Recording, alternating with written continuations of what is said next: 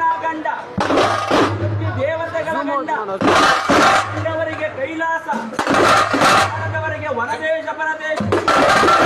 ಭೈರವ ತಕ್ಷಣೆ ಹಾರಿ ಬಂದು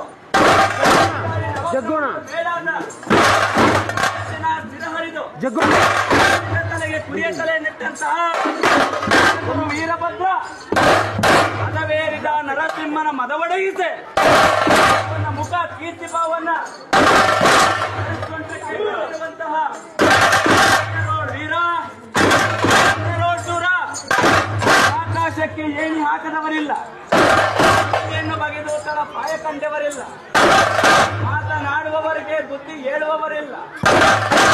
ಭದ್ರ ಜನಿವಾರ ಶಿವದಾರ ಇಲ್ಲದಿದ್ದರೂ ಮಾಲಿಗೆಗೆ ಮೂಗುದಾರವಿರಬೇಕಂತಹ ದೈವವನ್ನು ಮರೆತು ಉಳಿದವರಿಲ್ಲ.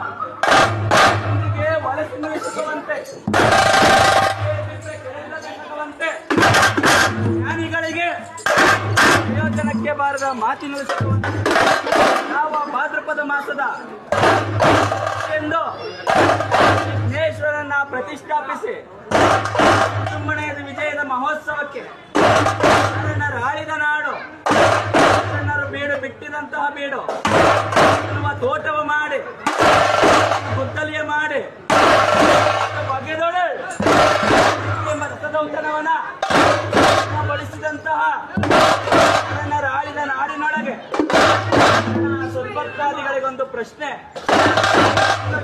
ಅಧಿಕವಾದ ಹಣ್ಣು ಯಾವುದು?